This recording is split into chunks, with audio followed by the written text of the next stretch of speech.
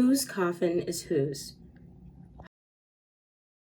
There are no prevalent black bodies in this film. It's the absence of blackness that forms the nexus of race. This void gives texture to being a living archive of pain while watching others drain the spotlight. In this first installment, best friends Josh and Paxton backpack across Europe on a quest of hedonistic desires. As they indulge, we grow to dislike them more and more. They're obnoxious, reckless, and callously master the trade of women's bodies as if their humanity depended on it. Fuck out! Dog. I am an American. I got rights. Get the fuck out! You fucking dumb such ass, bro! My American ass! Fuck you! Let's get out of here, bro. Fuck. They hear your accent, they fuck you. So wait, this place is near Bratislava? Josh. They end up at a hostel infamously known for a culture of sexual gratification and women who are wild for the American accent. It's a promise of unchecked exploits that feed our characters from one frame to the next, always dishing out what they can't take. You fucking whore. Fucking bitch. Fucking bitch! I get a lot of money for you. And that make you my bitch. The fuck off, man! Hostel is known for its 2005 release date, but the US-wide release date was January of 2006. In the months before, a country watched as citizens were filmed for footage, but ultimately died of invisibility and neglect. We tend to divorce ourselves from violence and suffering unless it feeds our own exhaustion. Hostel features 14 deaths in 1 hour and 34 minutes of contained violence, structured violence, violence with a message.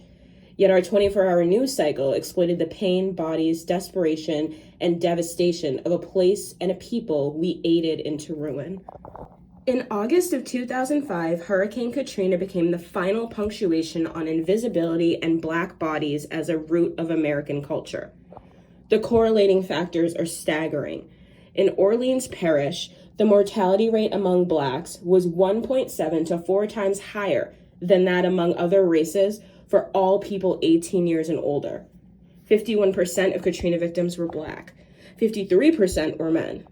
It's been reported that drowning accounted for 40% of the final death toll. A study performed in 2008 reported that 58% of African American children couldn't swim, offering perspective on America's strained relationship with water. According to a recent national study conducted by the USA Swimming Foundation and the University of Memphis in 2001, 64% of Black American children couldn't swim. Cultural and historical factors explain why Black communities are at a higher risk of water fatalities. There are 3 defining factors: institutional racism, increased privatization of swimming lessons and pools, as well as a cyclical history of exclusion. An iconic image, a young Black woman horrified when a motel owner pours acid in a swimming pool, targeting civil rights activists protesting a whites-only business. It was horrifying.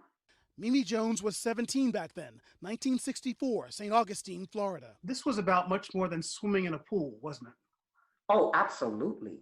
It was about total segregation, lack of respect, lack of dignity.